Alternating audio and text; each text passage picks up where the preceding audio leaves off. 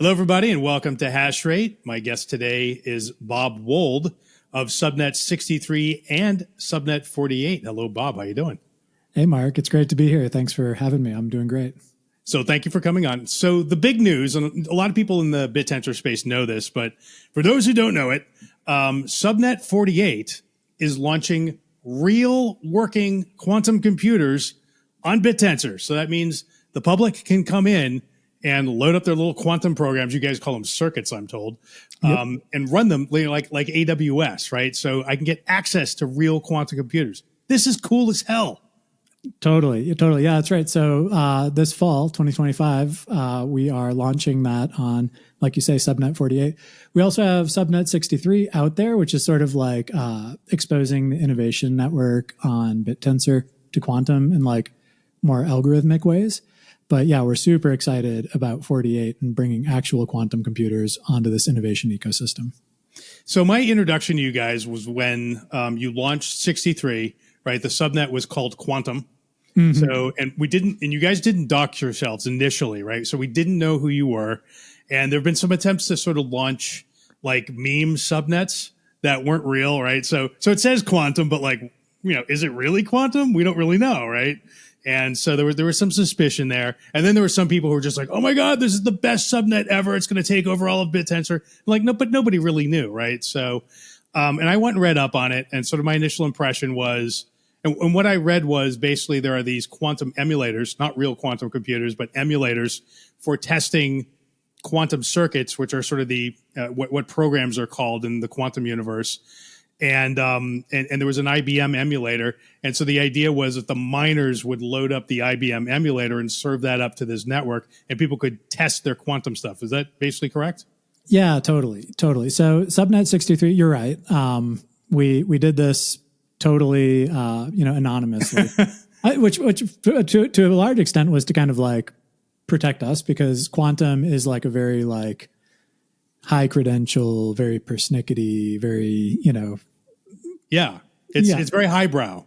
Right. Yeah. Totally. Very highbrow. That's exactly the right word. And so, even when I'm out at quantum conferences and I start trying to describe to people what we're doing here, you only make it a few sentences before like eyebrows start raising and people start getting a little bit skeptical. You're playing with that crypto stuff, are you? That's right. The ill-gotten goods. We were scientists. Oh, scientists. We're serious people now.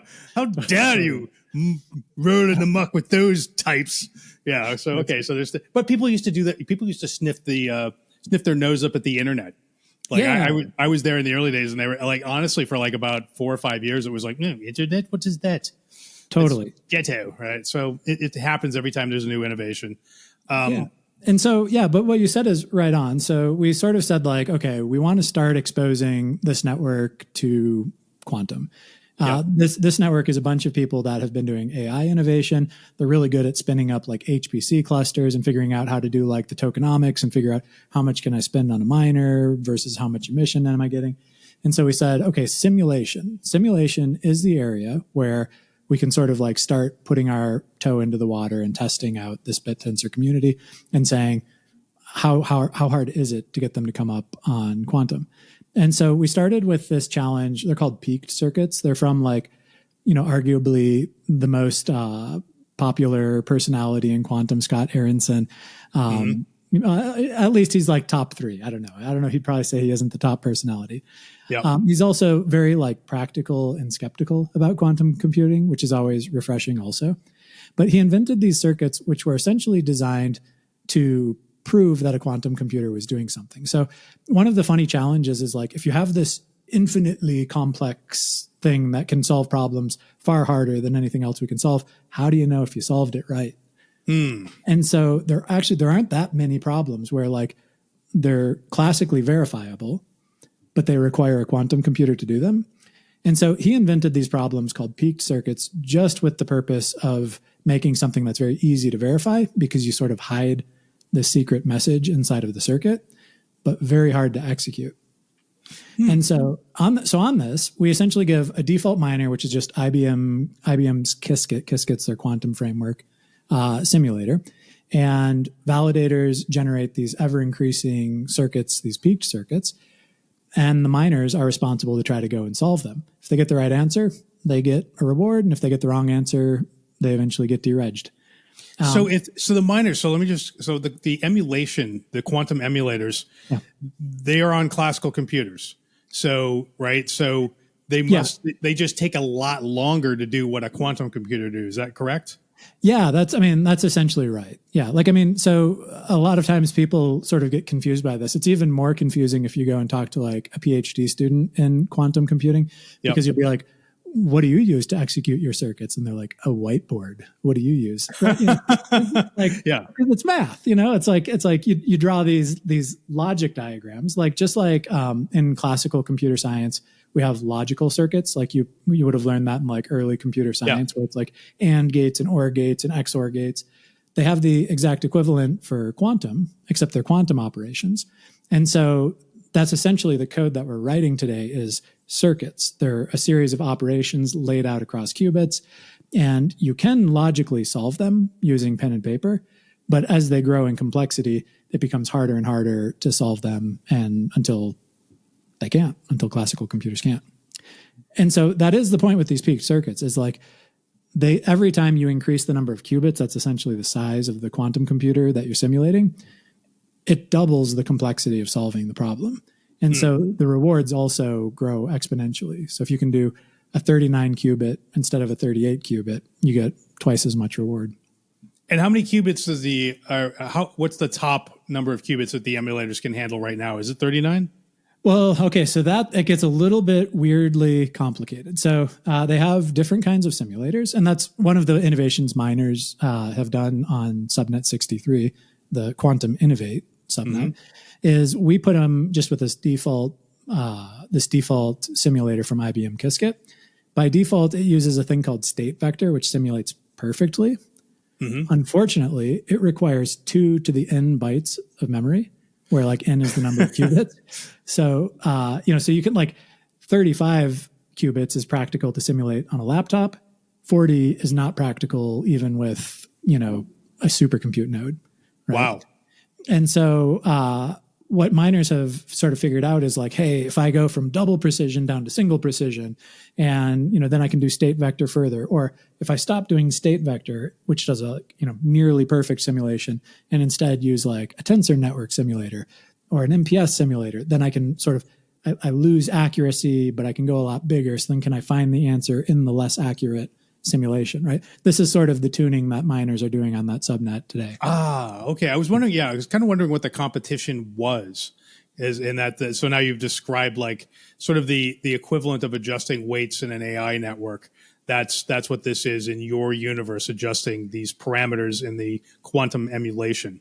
Yeah. So I think, first it starts off with like, they're in, again, IBM Qiskit, because that's what the default miner is. Yeah. Then they turn all the knobs and they figure out what they all mean, which is all, perfectly on strategy for us, because we're trying to get these people to go from running large AI training models into running large circuits.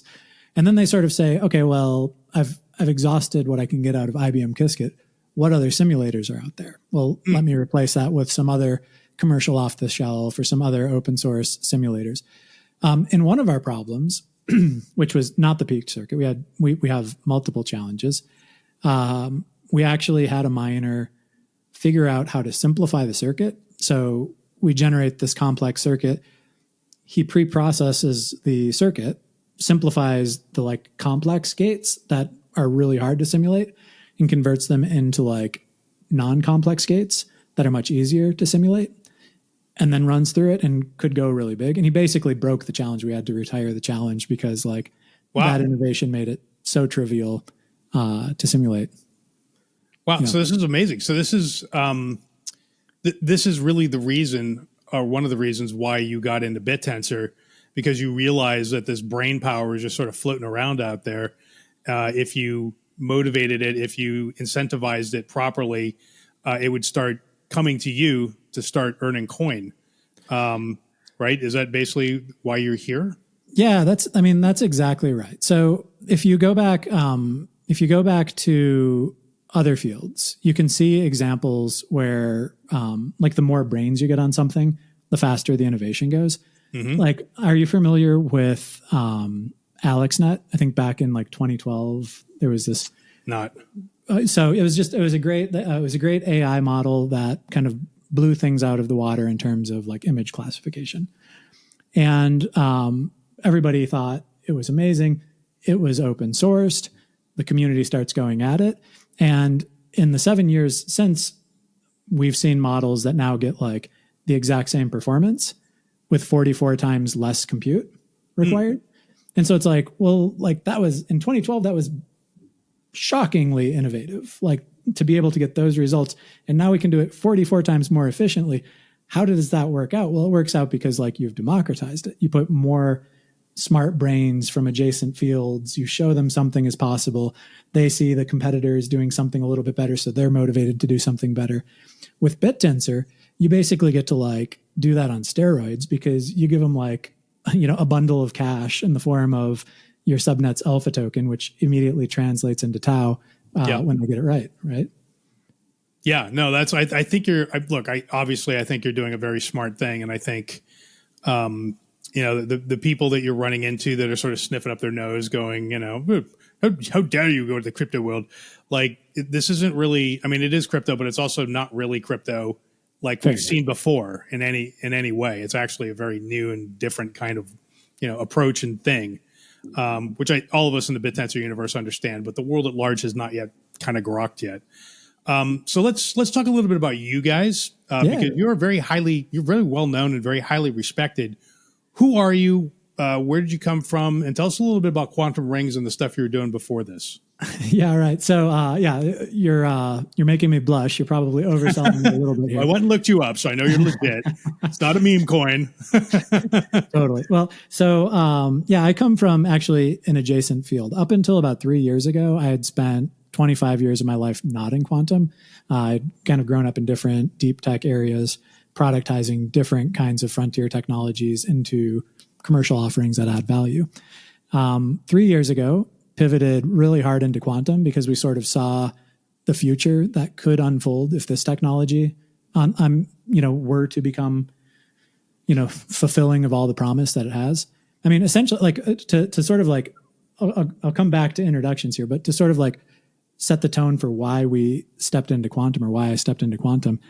I mean, like, essentially, this technology promises to like cure cancer, make it so vehicles can drive forever on charges with, less impact on the earth, get the goods to wherever they're needed on the earth in the most efficient way possible, optimize everyone's 401ks so we can all work less. Like, it's like solve world hunger, find new fertilizers that work more efficient. Like literally like any of the world's biggest problems, like you can find somebody who's pointing to some solution in the quantum computing space that like promises to solve those problems. Mm-hmm. It's just that quantum computers are really, really hard to do. Are we allowed to curse on this podcast, by the way? Absolutely. Okay. I was going to say really fucking hard, but I was like, I don't know. Yeah, no, it's all good. It's all good. So, basically unlocking trillions of dollars in economic value as it goes. And so when I saw this, I was like, well, why would I be doing anything else instead of that? Like, why don't I make the world a place where my grandchildren live in that world? Yep. And so I started a traditional startup that had nothing to do with Bittensor. And we actually focused in on this area of simulation. So we said, hey, if we can build a better simulator than anybody else can, and we can make it free for everybody to use personally. And if you're academically oriented, you can use it for free. Then people will build better algorithms. And so while the algorithm developers are working on one critical path, the guys making the quantum computers are working on another critical path. When they merge, we have that future.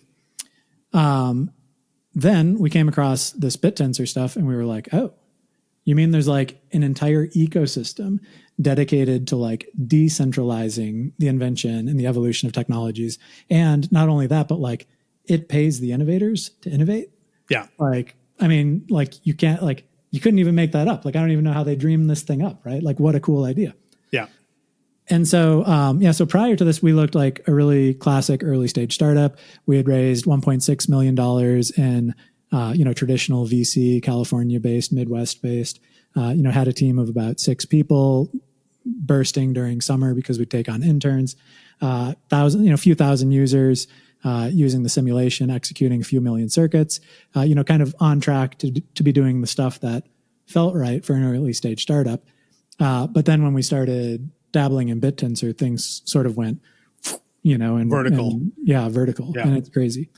And one of my, one observation before I forget about it is, I came from like big corporate America, which moves at one pace.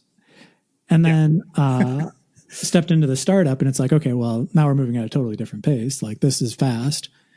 And then we stepped into Bittensor and it's like, oh my God. If you haven't done something big this week, like you're behind, right?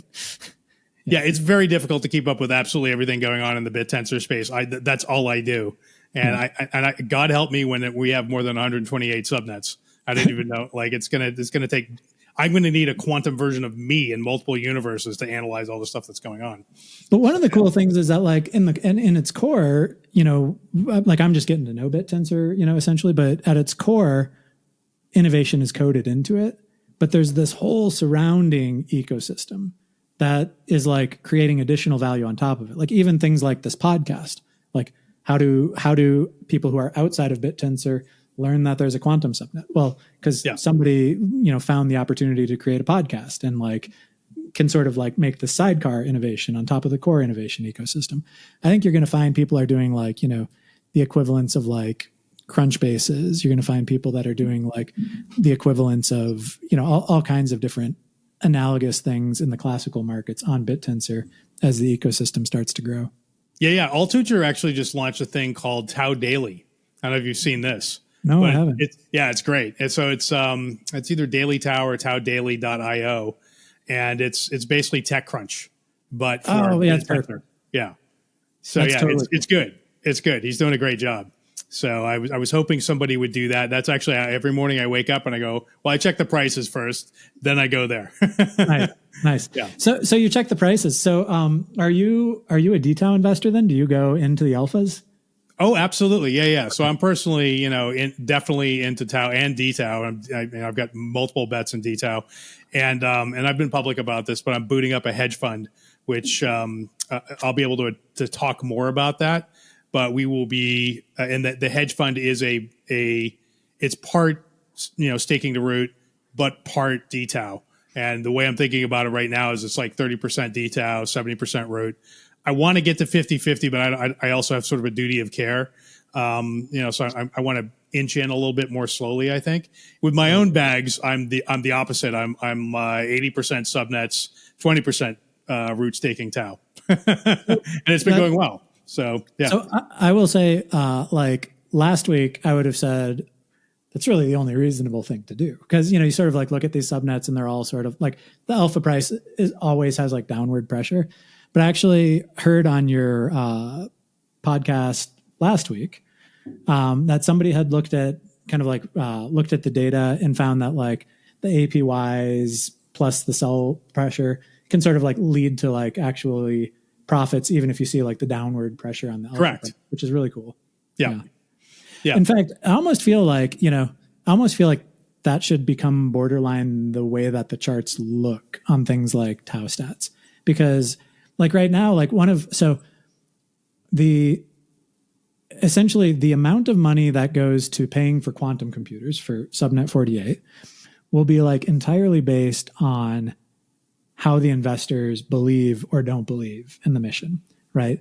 For like, if people say, hey, this is a really cool thing, I think it's going to make some money, I think I'm going to invest in it, and then I'm going to make some money because I'll get appreciation on that alpha, like that investment drives the alpha price higher, which drives the emission higher, which means that you have more money going out to miners, which means they can buy more quantum computer hours, which are super expensive, which means it can be more successful, which means it goes up. So there's sort of like this virtuous cycle that happens. But I think if you look at like outside money, like the guys that haven't already started investing in DTAO, you just look at these charts and be like, well, this seems like a bloodbath no matter where I go, right? Yeah. Yeah. No, I mean, look, we're in the early boot up phase of the entire ecosystem as we have these, sort of gushing emissions in sort of year one of DTAO's existence, right? Yeah. But that's to boot up liquidity, and it's to boot it up in a fair fashion so that no whales come in and sort of gobble everything up. So it's kind of a pain in the ass for if you're DTAO investing. That said, I'm up. Like my bags are actually quite up. And so, you have to pay attention, but you can do it. But I don't think we're in true price discovery by a long shot yet. I think we will be by like February of next year. So I think, post February, I think after, sort of a year has passed, that'll tell the tale. And I also think that we're going to see a break. But before that, I think we will see a breakout subnet anyway. Somebody, maybe Ridges. Ridges seems like the darling right now. So, we'll see. But there will be a breakout subnet where the product is making money hand over fist. And then the token will appreciate. I think, somebody will get to a $1 billion market cap with circulating supply. And that's going to cause all the heads sort of outside of our space to be like, whoa, what? The Eye of Sauron will swing on Bittensor, right? Be like, what's going on over here? Right. And all of a sudden there'll be a lot of new activity. So that's what I think will happen. Yeah, totally. And I think as more TAO starts to come in and stake on subnets, I think it will create like a much less volatile system too, because like right now, if the miners come in and they participate and they're burning all of this, cost on HPC, or in our case, quantum computers, you sort of have this like pressure to sell that to cover the costs that you spent. But as the pools start getting, bigger and bigger, that will have like less and less of an impact on the overall pool, which will probably start to get to be comfortable. It'll be really cool to watch that. Let me ask you two quick questions, because I want to clarify some things that have been sort of bobbling around in my brain. So you guys with Quantum Rings, you made your own quantum emulator, right? Is that, but I don't see it being used in Subnet 63. Am I wrong about that? Is it something you can use, or is it sort of, why are you using the IBM emulator, not your own? That's what I'm basically wondering. Yeah. Okay. Well, so great question. So we do write our own emulator. Our emulator is also very good at these problems. I would pose that it's probably better at IBM's for some of these problems. Yep. But IBM's is a free open source. There's no licensing component to it. A miner can just clone the repository and run it. Quantum Rings emulator is fully Qiskit compatible. So like if you go and you register on quantumrings.com, you grab a license, which can be free if you're a student, or pay it if you're using it commercially. You can grab that, replace it in the default miner, and use Quantum Rings for it, for sure. Oh, okay. So you can use it if you want. Sure. Yeah. Great. Yeah. In fact, I will say, so it is for sure known to me that Quantum Rings is being used by some miners. Yeah. Very good. Yeah. So now let's talk about Subnet 48, which is the one I'm kind of super excited about, right? So I guess it's not up and running quite yet. I can't go do this today, but very soon I'll be able to go to the website, just like it's, Amazon Web Services of quantum computers, and be like, okay, that one, and then load up my circuit and run it. And it's free, but I can pay if I want upgrades for better speed or privacy, or both, I guess. But you can get free quantum computing. That's super cool. So before I want to see this, but before we dive into it, so it sounds sort of like Shoots or Targon, right?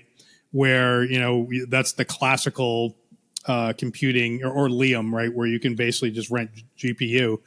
I guess what I'm curious about is quantum computers, like you've got some, all right? You've got 1, 2, I don't know how many you have, but most people don't have quantum computers. So how do the miners have to host quantum computers? Like, how does that work? You understand what I'm trying to say? I'm trying to figure out like how I mine on that network. Is it just you guys? Yeah. Well, so I actually don't know that this is the case, but I would assume that most of the miners that are using H200s don't have H200s in their basement. Now, I don't know that for a fact. Yep. But chances are, some specialized data center is hosting those for them with all the right coolant systems and all the right power supplies and stuff like that. That's also the case with quantum computers. So today they're much more expensive, whereas an H200 costs a couple bucks per minute. A quantum computer costs a couple bucks per hour or per second, excuse me. So, we're talking about like minimum of thousands of dollars per hour. Wow. You can access these things on the cloud. So what we're doing for launch is we've basically secured a commercial agreement with a vendor to buy a bunch of time on these. And we'll be kind of providing the default miners when we launch the subnet. So people will be able to come in and run on that. I would be really happy to screen share it. Yeah, I definitely want to see it. I don't think there's anything wrong with it. I kind of expected that was going to be the answer. But I think more people, as this gets more interesting, may join in and participate as well as miners. But yeah, no, it makes sense. Okay, go ahead. Please show us. First off, I'm going to share just this view, which is exactly what you said is exactly how we're looking at it, which is that the Subnet 48, which launches in the fall, is roughly kind of, we call it the shoots, the quantum shoots. Yeah. 63, which is live now and people are working on it. Today, it looks more like an introduction into quantum to people, but where this heads from a roadmap perspective is more towards ridges. And so the idea is that like actually to make fully functional quantum computers, there's a whole bunch of stuff that needs to be done algorithmically in quantum, like quantum error correction, like kind of coordination of jobs, circuit splitting, circuit simplification. And so, we will be working on evolving that subnet into, something that looks a lot more like ridges and makes quantum computing better. But when it comes to 48, I will show you something, and this is not wired. So this is like the mock version that comes from my front end dev. Yep. But we are going to be launching a thing called Open Quantum.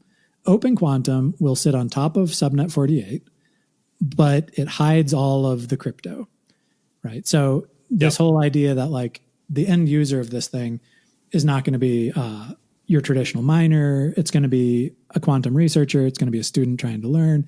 It's even going to be corporate users who are employed as quantum engineers at their company. And so like those people aren't going to be able to, go and spin up miners and register for your subnet. So instead they can come to Open Quantum where life looks very like normal. To show you sort of what that experience is going to look like, if somebody were to use the website, and quantum people for the most part won't, they'll use this to test it once and then they'll never use the website again. They'll use scripts for it. But you can go through, pick which provider you want to run your job on. So say you want to run on an IonQ computer, want to run on the ARIA 2, you can pick a CHASM file, which is one of those quantum circuits.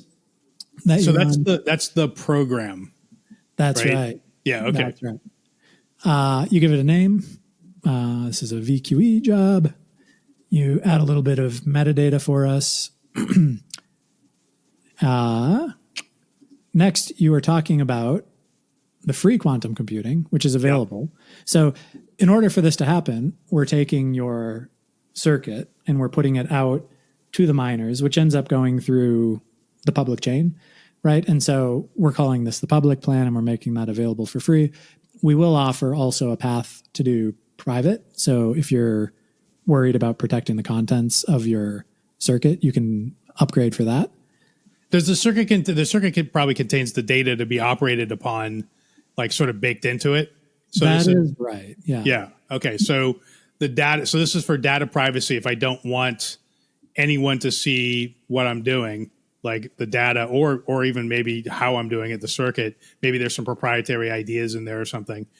Absolutely. Yeah. I mean, so in reality, like the way that these CHASM files, the circuits get generated, is with like a very well structured piece of software.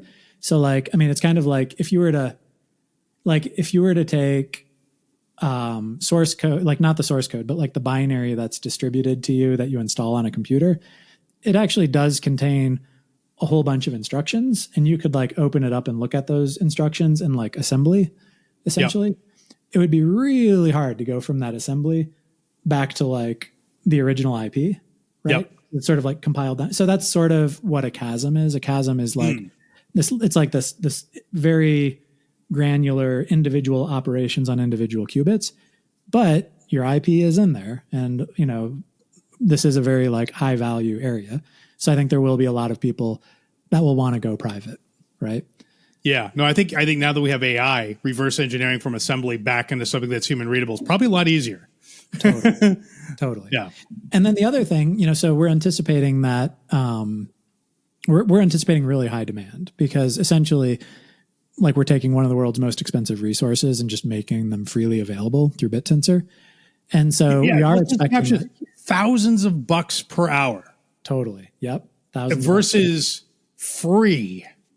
Right. Holy shitballs. Free quantum computing for the world. That's amazing. Yeah, you're going to get slammed, dude. This is going to be huge. Totally. Now, the cool thing is that one of the revenue generating paths is people switch to free. The other revenue generating path is people just don't want to wait in line anymore. So they pay a little bit of credits to get prioritized and get their jobs ahead of the free crew. And so both of those are ways to, again, in pure US dollars, fiat, Stripe, credit card processing, buying credits, applying those credits, people can pay for kind of a more premium service. Just to clarify, those credits are not crypto. They're not like, it's not tradable. It's just in my account on your system. It's like AWS credits. That's right. I do have a little bit of a crypto twist for you on that, though. So if I forget to tell you the crypto twist, make me come back to that. I think I know what it is, but please continue. Okay. So then the users go through and see what their job looks like, all the parameters. They submit the job, and then they can track the historic jobs, download the results from any historic jobs, cancel any queued jobs, just like all of the things that you would expect to see in a system like this. So the item that is the crypto tie-in, though, is, right, we talked about how, well, that was cool. I didn't even know my Mac would do that. But in this area where, we'll just jump through here. Again, where you can apply credits, right, to jump in line or to go private, you can buy those credits or you can link your wallet. And if you are what kind of wallet? This is your Bittensor wallet? Yeah, this is your Bittensor wallet. Okay. So we essentially say, right here, Open Quantum users in the Bittensor and TAO ecosystem can unlock perks by staking TAO on Quantum Innovate or Quantum Compute. And is it staking of TAO? I'm sorry, or is it your subnet token? Yeah, so I guess it would be staking TAO on the subnet, which then results in you having the subnet's alpha in your wallet. Got it. Yeah. Okay. So basically, every month, we're going to go through all the linked wallets, and based on how much TAO you have staked and what the math says, we'll publish what exactly the math is for generating these credits. You just get credits dropped into your account for you to use in the next 30 days. So the idea there being that, obviously, like a lot of people are going to be more comfortable paying in US dollars. If you want to support by investing, right, then you get to keep that investment and you get those credits. Own Subnet 63 tokens in your TAO wallet, and then link that wallet to your Open Quantum account. And every month you earn free credits. Exactly. Super cool. Yeah. Love that. It's a great idea. And for a lot of the quantum people, this will be like, what do these words mean? Okay, I'll put in my credit card number. But if you're sort of like fluent in both of these ecosystems, I think it presents a really cool opportunity. That is super, super cool. So when does this launch? Do you have a date yet for this? All right. So I have stopped saying dates, and I don't know if okay, so in the traditional world, it was always risky to say dates anyway, because like a bunch of times you get it wrong, you know. But in the Bittensor world, it's even worse, because if you say a date, then like the speculators sort of try to do their trading strategies based on your launch date, right? And like everybody's selling the news, and so you do something awesome, and then all of a sudden like your investors are like, "What's wrong? Right? Why alpha down? Right? Yeah." So so we are calling this fall, and we're not calling the date at this point. We may eventually reveal a date when we're a little bit closer to it, but we, in the meantime, are keeping it fairly tight-lipped. So I think I heard you say this on another pod with Subnet 48. You guys observed what Ridges did, where Ridges also has a similar problem where traditional AI researcher types who are very sort of austere and highbrow don't like crypto. But you want those people competing in the Ridges ecosystem. So what they've done is they basically said, look, we're just going to abstract the crypto from you. If you are, if you want to participate and compete in these competitions, they don't call them mining, just competing in competitions, we'll pay you in fiat. We'll just give you money. You don't have to worry about crypto or tokens or anything. Are you guys, I think you guys said you were contemplating something similar for Subnet 48? Yeah, well, okay, so sorry, sort 63. Yeah. And kind of both, actually. Like I would say that lesson got learned in both of those subnets. So 48, again, quantum compute is doing that in that the subnet itself is implemented in Bittensor, but then Open Quantum is a brand that is all US dollars, makes very little mention of Bittensor. Bittensor is the engine, but Open Quantum is the car. Nobody's opening the hood to check out the engine unless they're really into it. Okay, so that part did translate directly from Ridges. 63, though, actually, I don't know if you noticed it, but as I was giving those screen sharing, there was a little tab for innovation awards. And so if you imagine that all of a sudden we have 100% of the quantum market because we're offering free quantum computing. And they're all coming to this website to get the SDK or to try the things out or to get their API keys, et cetera. And we also start promoting these innovation awards. And these innovation awards are actually 63. So whereas 63 started off as these toy problems to get miners accustomed to quantum, and they're becoming more and more complex as the community is, coming up to speed on it, that is going to transition more and more over to not just executing circuits, but solving larger quantum problems. And as we do that, it's going to look very much like Ridges, where the innovation awards will be posted on Open Quantum. The awards will be published there, but also the payouts will be published there as well to provide transparency. Now I'm saying all of this stuff like super definitively, and I realize I'm on a public podcast. This is how we're thinking about all of this stuff right now. This is the trajectory that we're on. We've also come to recognize that in this ecosystem, it moves so fast that we're constantly iterating and evolving. And so by the time we get there, it's probably not going to look exactly like that. Hopefully it'll look even cooler. Yeah. No, super cool. And so let's talk about the physical devices because they look cool as hell, right? Yeah, and totally. I think you were the one who told me that, the classical quantum computer shape that we've seen like in movies or just pictures on X or whatever, they look like, you told me they're called chandeliers. I did not know that. That's such a great word for what they look like, right? So, and then do they have to be cooled? Like what does the physical infrastructure look like to sort of run these things? Yeah, totally. Okay, let's see if we can go find that. Yeah, so when you talk about quantum computers, this is the stuff you see. And they're super cool. They make great images for magazines and stuff like that. In fact, most trade shows you go to, they'll have these fake chandeliers in case. Yeah, totally. They're just, totally artificial. And people will be standing by them, taking their picture. Now let's see here. So I randomly Googled this, so I don't know that this is going to be the best. Okay. This is actually kind of cool, but you can see that down here is actually where the qubits are. So essentially all of this stuff, all of these wires and everything are essentially getting into a single chip that has the qubits on them in these systems. What are all those wires doing? Because I thought those wires were the qubits somehow, but I guess that's not true. The qubits are actually in a little tiny piece in the center. Yeah, that's right. Yeah, essentially the rest of the wires are connecting into this ecosystem. So the thing that makes it's to oversimplify it, quantum computers, you basically take these qubits and you isolate them from the outside world. So they're going to physically interact with each other, but to the extent possible through, refrigeration, right, near zero temperature and the materials that they're on and how you're connecting to them, you want them to have as little interference as possible with the outside world. The reason for that is because if the interference, it fucks them up basically if they get out of whack, right? Yeah. So it's sort of like it reminds me of ENIAC, right? One of the very first classical computers with vacuum tubes, where if they got too hot or they got too cold, ENIAC would just not work.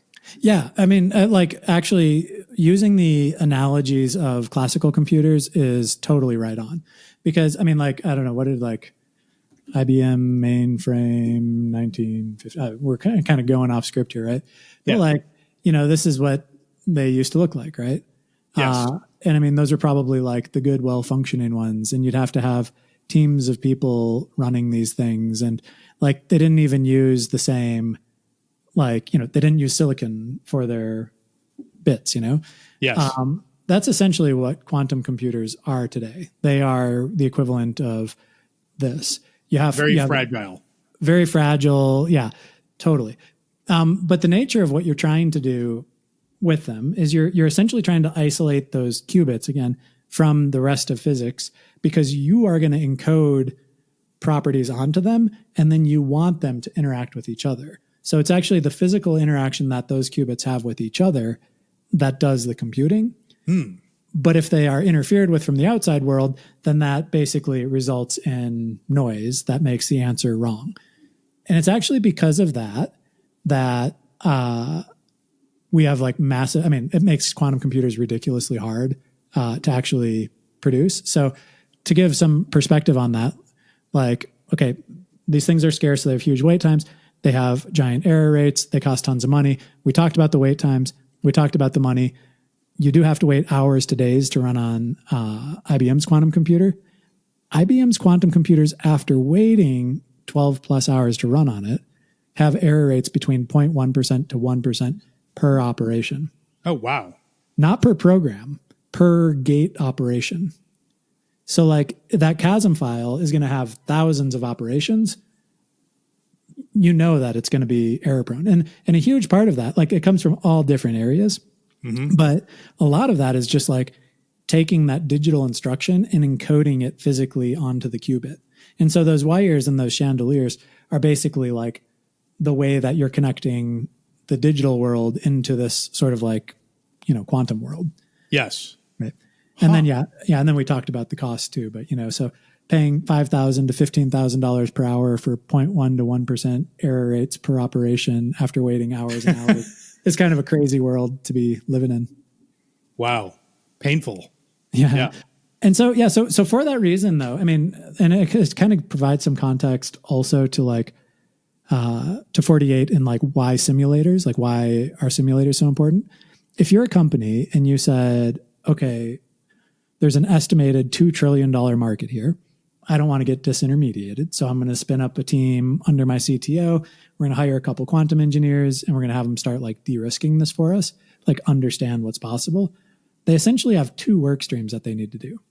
One is that they need to have an algorithms work stream, which is saying, how can I apply the algorithms that have been coming out of the academic and the research institutions and apply those to small scale problems that my business units have.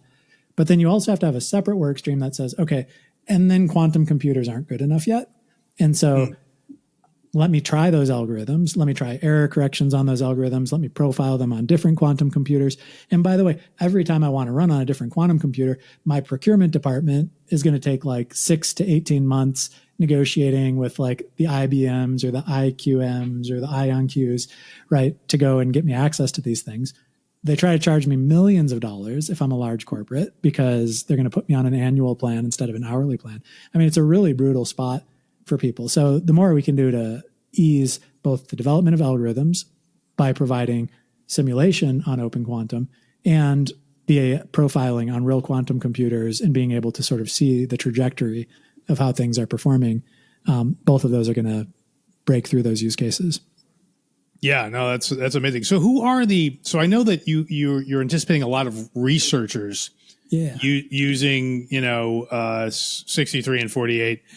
Are there commercial applications yet which are viable on quantum computers? Do you expect that there will be commercial customers?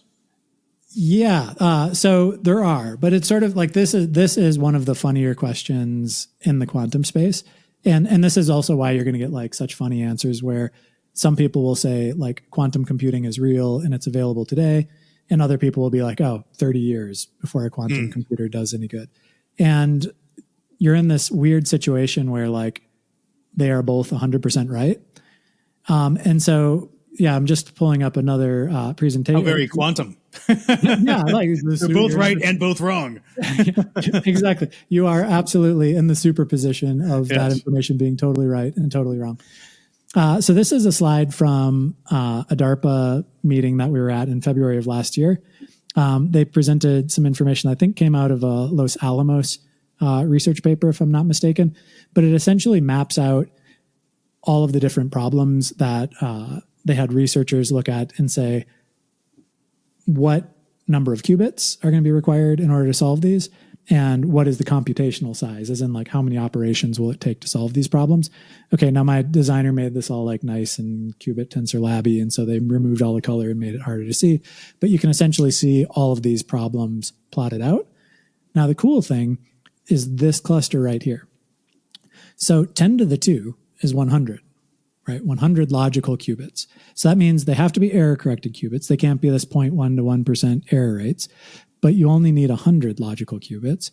And, if the system has good enough coherence times, as in I can encode those states, and by the time it finishes those operations, it hasn't totally lost it, then you can start doing a lot of these sort of like quantum chemistry type problems, which allows you to essentially simulate physical systems in ways that we can't simulate today with classical computers. So a lot of people are working on these types of things. The thing that everybody is worried about, which in DARPA's slide is red, is this little guy right here. Oh, I just animated. But you see this little diamond right here in the middle? Yep. So that is RSA 2048. And so that's one of the reasons the government is so interested in quantum computers is because it threatens, the backbone encryption, of the internet. Yeah. And so what we see in the world is that quantum computers are getting better and better. And so, they're sort of like moving this direction through the problem space. But we also see that these problems are getting easier and easier. Like, as more eyeballs are getting on these things, people are innovating in ways that make them substantially easier. So, like, this problem right here in February was right here. Honestly, if you were to remap this out, I think it would come into like right here now.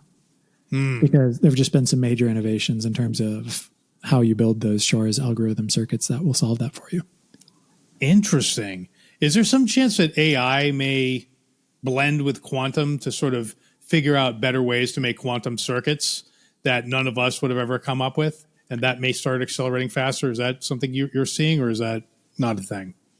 I mean, I think there are lots of ways that people are using AI in quantum.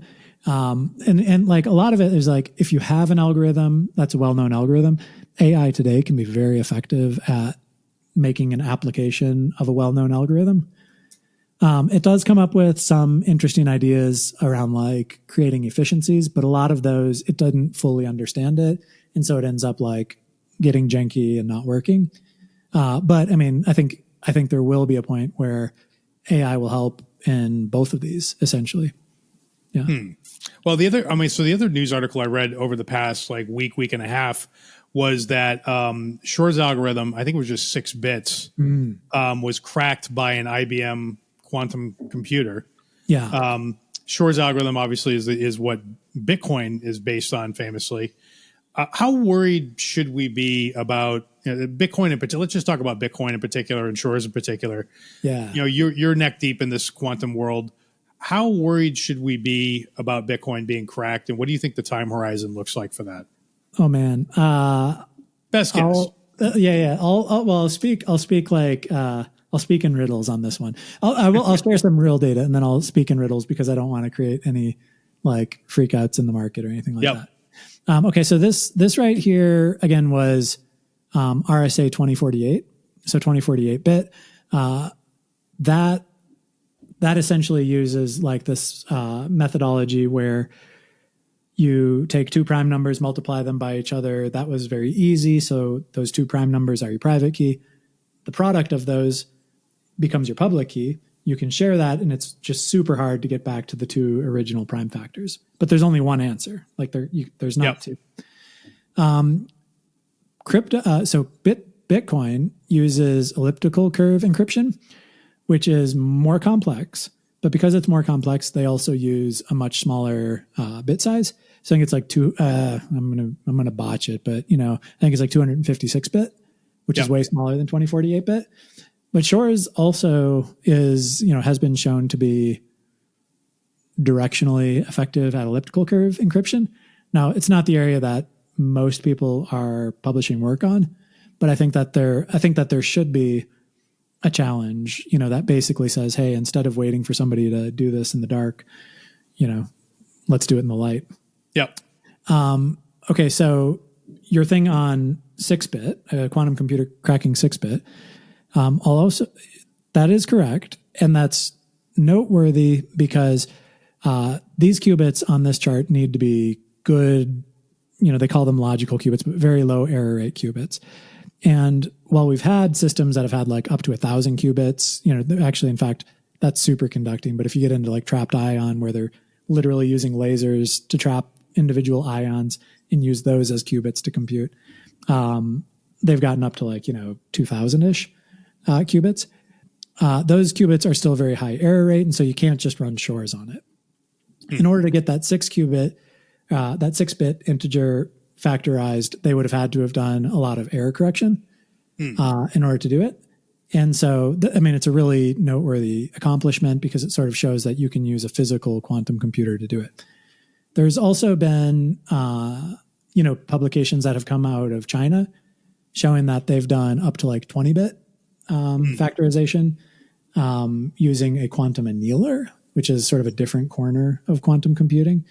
But also kind of a really exciting outcome. Now, there was a lot of clickbait on that where like every US news media was like, China breaks RSA.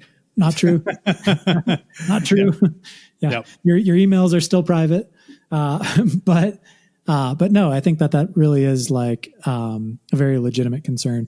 We sort of know the trajectory that things are on right now, but there seem to constantly be these sort of step functions where either quantum computers become significantly better through a major step function, or the algorithms become substantially less resource intensive because of a step function. And so I do imagine that, it won't be 20 years.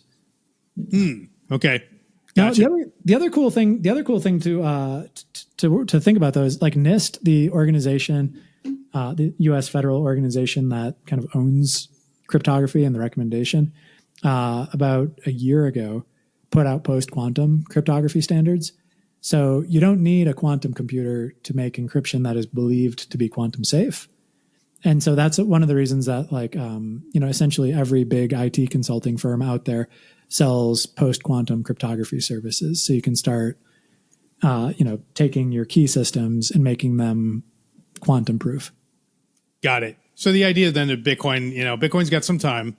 And theoretically, it can swap over to a quantum safe new encryption algorithm well in advance of the hardware or the quantum algorithms, quantum circuits catching up.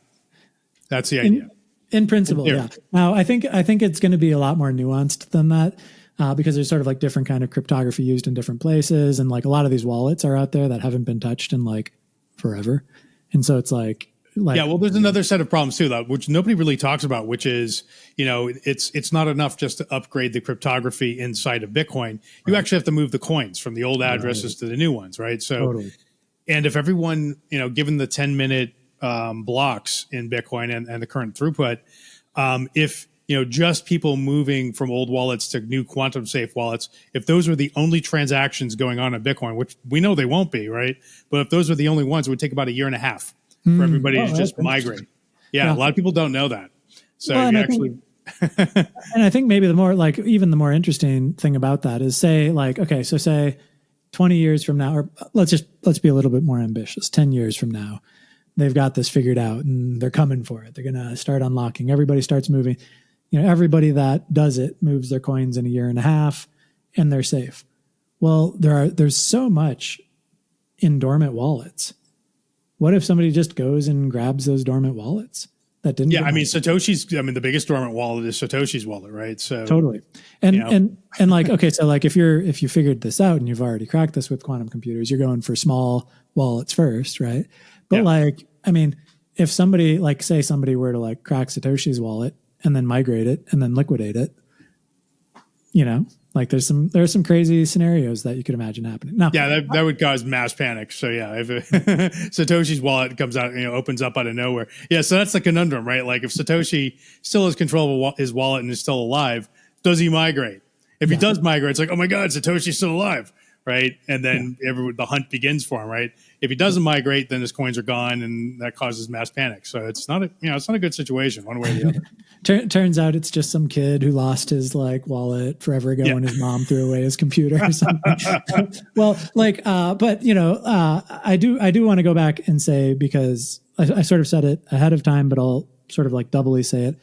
I've not actually gone through and looked at any level of detail at the different layers of encryption on Bitcoin. This is going to be a lot more nuanced.